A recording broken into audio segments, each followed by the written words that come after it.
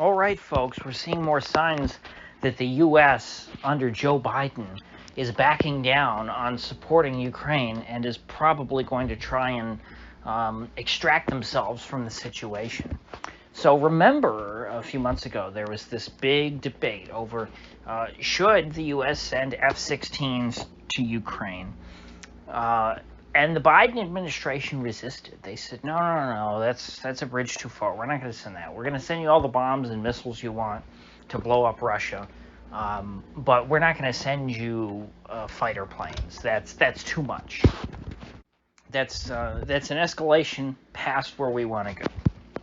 Because by providing Ukraine with aircraft, combat aircraft, Ukraine could then take that combat aircraft, strike inside Russia, and then all of a sudden, the U.S. is directly responsible for strikes that are occurring inside of Russia.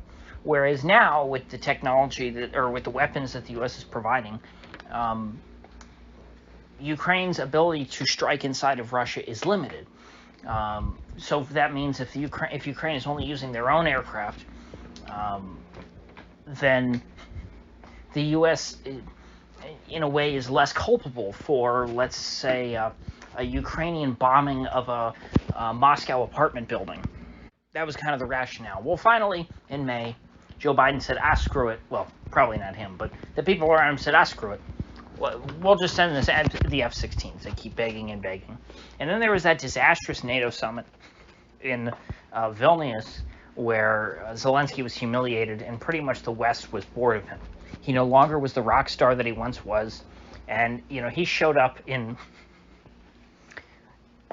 fatigues, and everyone else, all the other statesmen and stateswomen were wearing suits, like professionals.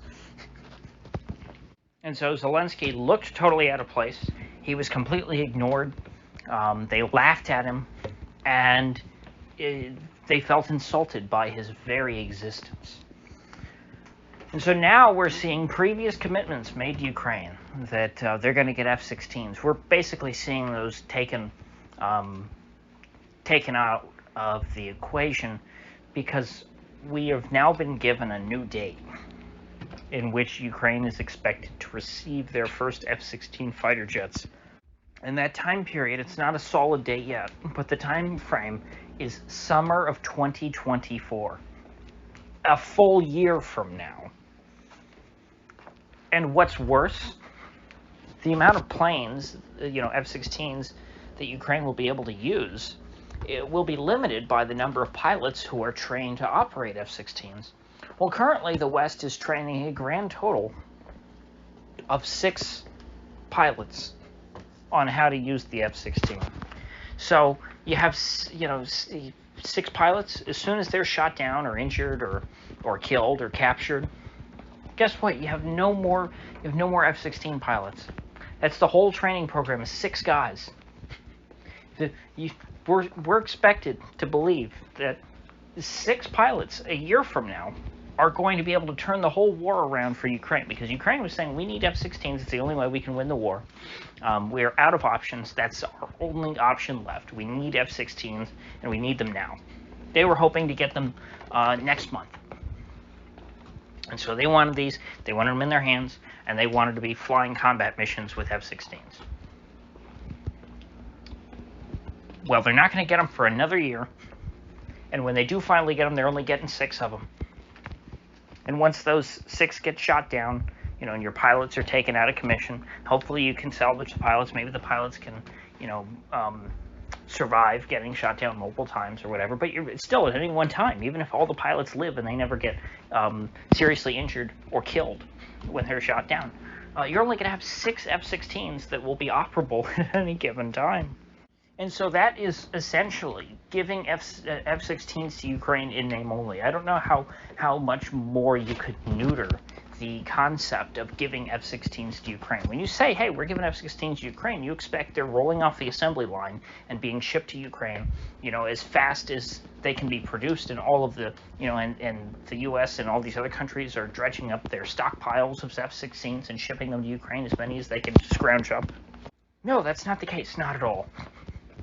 The West is doing as little as it can to facilitate the transfer of his F-16s to Ukraine. So you'll love to see it. And, it sucks if you're in Ukraine, because the Ukrainians were baited into making this a long war.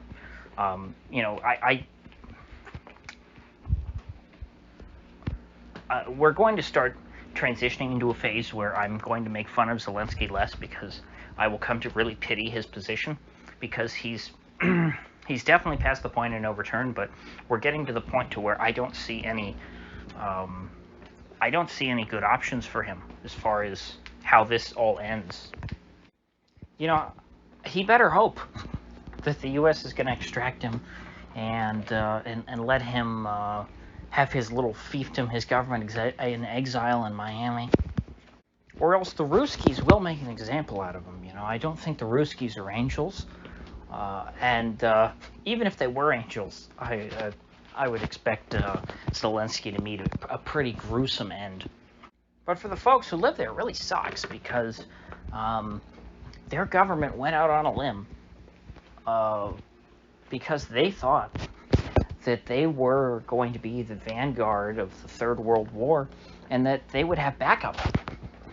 And that's not coming. I'm glad I can say that for our sake in the West. But for the Ukrainians, it sucks, because they stuck their necks out, and they're taking a old scimitar to the spine. It's their country that got destroyed, and after all that, they're going to lose.